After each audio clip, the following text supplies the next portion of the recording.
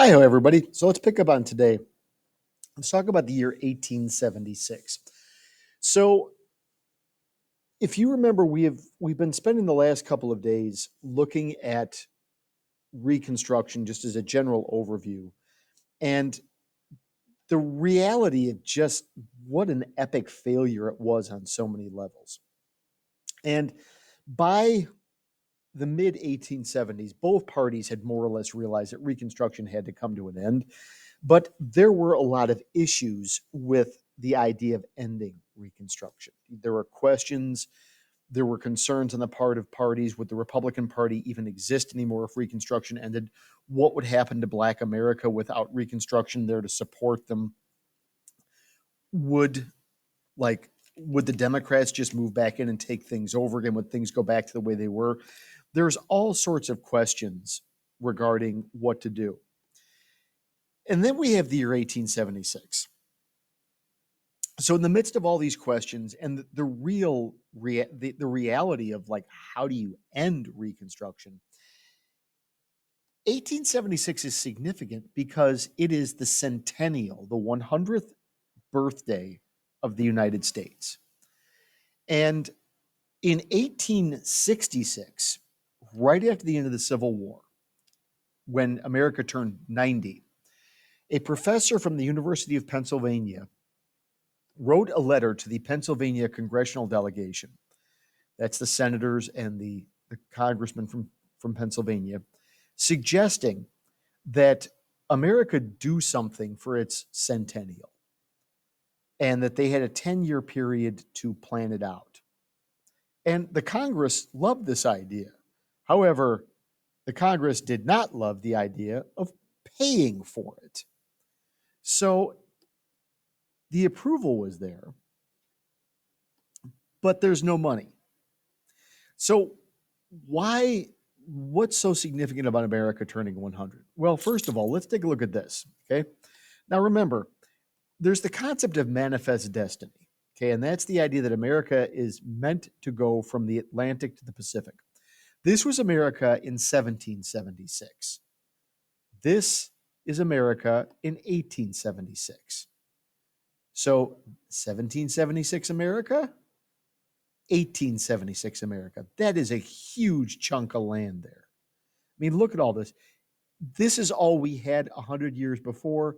This is all ours now, with the exception possibly of these two little pink areas where there's a dispute between the Indians and the state of Texas over who this belongs to. So, I mean, that's a big chunk of land. Heck, we even went a little bit beyond manifest destiny by grabbing Alaska. So there's that aspect that America had reached its manifest destiny. And it was time for the world to see just how amazing this was. The idea that was proposed and accepted was that the United States, specifically the city of Philadelphia, host the 1876 World Exposition. So, what is a World Exposition? The World Expo was sort of like State Fair on steroids. It would be a 6 month like carnival celebrating the United States and all that it had achieved in 100 years. The official name of the Philadelphia World Expo is the International Exhibition of Arts, Manufactures, and Products of the Soil and Mine. It is going to be held in the city of Philadelphia. Why? Well, because Philadelphia, remember, is where the Constitution and the Declaration were both written and signed. It's also the original capital of the United States. And at this point in time, it's America's second largest city, by the way, behind New York. Oops. And it's going to be held from May the 10th, the anniversary of the Golden Spike, to November the 10th. Now, what were these World Expos? The first World Expo was held in London in 1851. It was at the urging of Prince Albert, the husband of Queen Victoria. And his idea was that London would show off in essentially a giant like party carnival fair format just how awesome the British Empire was. They would bring in inventions and technology, people, products, animals from all over the British Empire and have them on display for a few months for people to come and see. And more importantly, they would invite other countries to show up as well and show off what they had. It was a way of showing off the empire for the British. It was also a way of bringing the British people together because realize that Queen Victoria was British, but her husband Albert was German. So it was a way to sort of unite people and bring them together. It was also a nice way you know, just to sort of celebrate how awesome your country was. It was a huge success.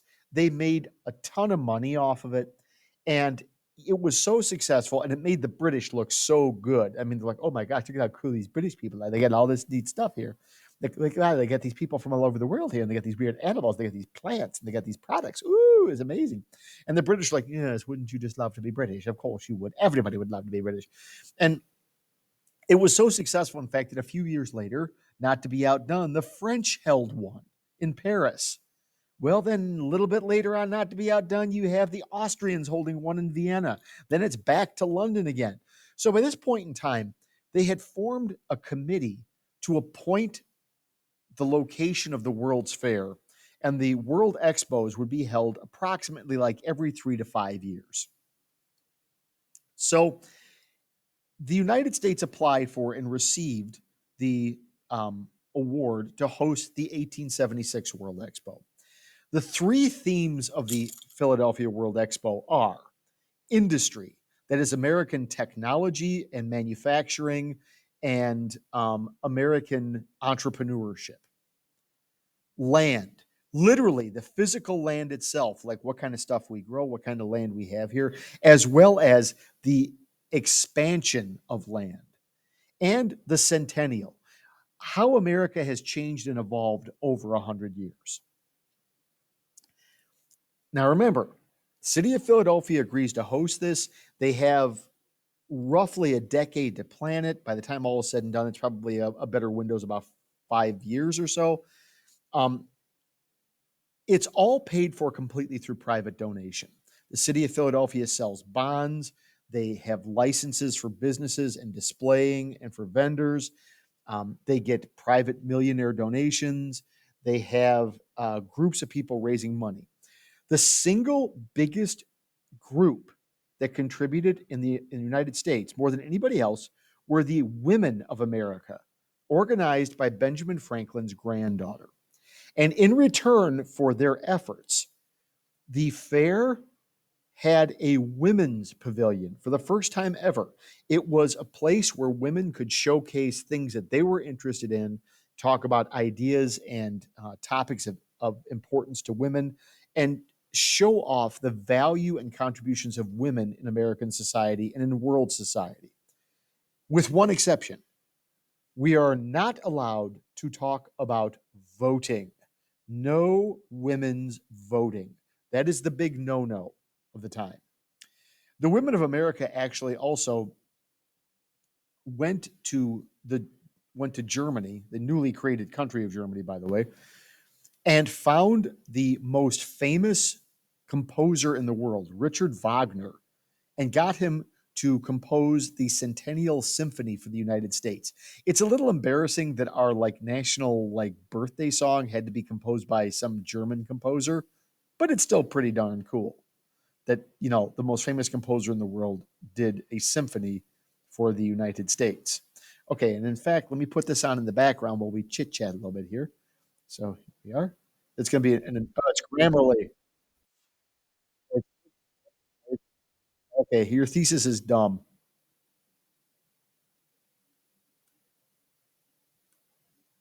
Okay, let me see about turning on the volume here. I'm not sure if I can get this to go. Yep, it's not working. Sorry. In any case, all right. So we'll just skip up to that here. So, oops. Now the expo itself. The expo will be held in the city of Philadelphia, and not everybody was really thrilled with this idea. Okay, there's three basic points of opposition to the exposition. Number one, it's going to cost a boatload of money. America is already in a bad way. Remember, during the presidency of Ulysses S. Grant, we have not one, but two major economic crises. America still hasn't fully recovered from that second one yet.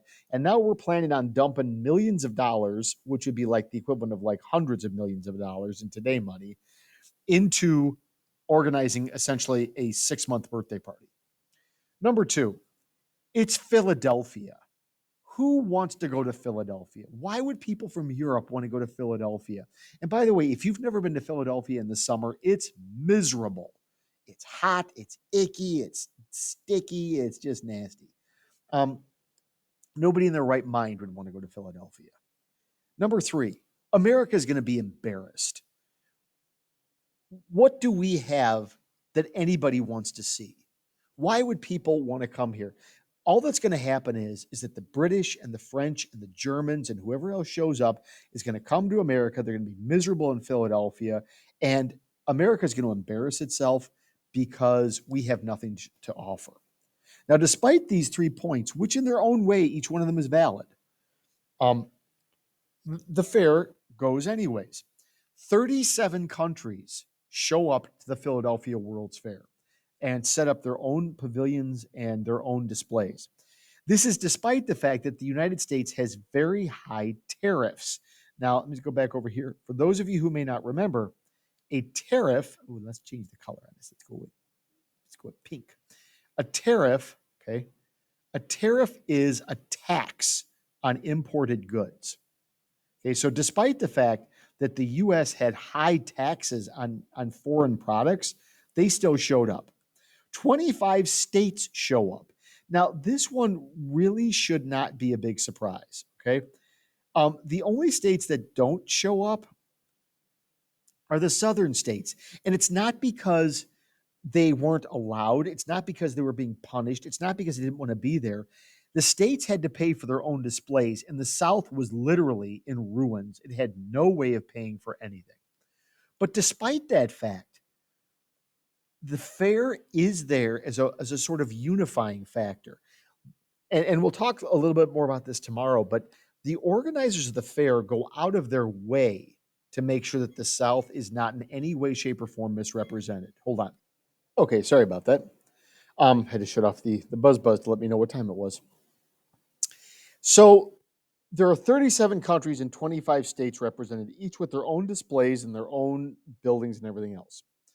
Now, let's look at the individual themes, and we're going to start with the theme of industry. Industry covers the areas of business, technology, innovation, and entrepreneurship. This is the Hall of Industry built in downtown Philadelphia, where the fair is going to be held. I know this works because just to give you a perspective, this is a photograph of it. Look at how big that building is. At the time that this was put up, it was the largest man-made structure in modern history. It occupied like a full city block of downtown Philadelphia. It's huge. The fair was opened on May the 10th by President Ulysses S. Grant and his wife, and His Royal Majesty Emperor Dom Pedro of Brazil, where the nuts come from. Yeah, I bet you didn't know that Brazil was an empire. Fun fact for you, in 1876, Brazil was the most powerful country in the Western Hemisphere. Biggest navy, biggest military. There was the big dog on the block barking. Brazil, think about that, okay? Despite what people were afraid of about America being embarrassed, America was beyond, there wasn't any embarrassment. There was just wonder. The London Times, the main newspaper of England, published a headline, and one of the quotes from the article was, "The American invents as the Greek sculpted and the Italian painted. It is genius." The highlight, technology-wise and industry-wise, of the fair was this fantabulous thing. This is the world's first telephone. You talked into this section, noise came out of this section. Don Pedro was on one side of this massive building, and on the other side was Alexander Graham Bell, the inventor of the telephone. And Bell talked into the telephone and Don Pedro heard him and he's like, it talks. And he's running around the building, like screaming and dancing around like a little kid who's got to go potty or something. It was just incredible. Steam engines had been around for nearly 100 years at this point, but nothing like this. This is the world's largest steam engine, built one of several built for the fair that provided steam power. This is the interior of that big building that I showed you here. Oops, wrong one. That is the interior of this building. Um, the steam engine in here powered the displays inside the fair. The world's first internal combustion engine. Yes, it's primitive, it's goofy looking, it's got this big wheel. For those of you who don't know, the internal combustion engine is what powers most of our automobiles, trucks, and trains. It's it's an engine that uses some kind of liquid fuel. Now, it's very primitive and very inefficient. However, two of the people who were at the World Expo were two Germans named Daimler and Benz, who took the idea of the internal combustion engine, went back home to Germany, and 10 years later unveiled the world's first automobile, the Mercedes Benz, using an internal combustion engine. The typewriter, the forerunner of the modern keyboard. Yeah, this thing looks like a device you put on top of somebody's head and cause like weird acupuncture to go through, but this is the early type prototype for what the typewriter becomes. The paper goes in here at the bottom, you slide it through there. It revolutionizes business by making things legible and standardized that anybody can do. And you don't have to have good handwriting even to do it anymore. Okay, if you've ever been to Disney World, there are a whole bunch of these giant trains that run over the top, like from these giant rails. This is a monorail. It's essentially a train that runs on a single rail between areas. In this particular case, the monorail ran over the top of a park between the agriculture building on one side and the horticulture building on the other. The electric dynamo, which, wow, how the heck did we get out there? Which was a sort of a forerunner of the light bulb. It didn't really work very well, but it at least showed that electricity could be used and it could be used to produce light. One of the people at the 1876 World Expo was Thomas Edison, who looked at the electric dynamo, figured what he could do to make it better, stole the idea, and I'm just going to use that word because it's what he did, and he created the light bulb and released that several years later.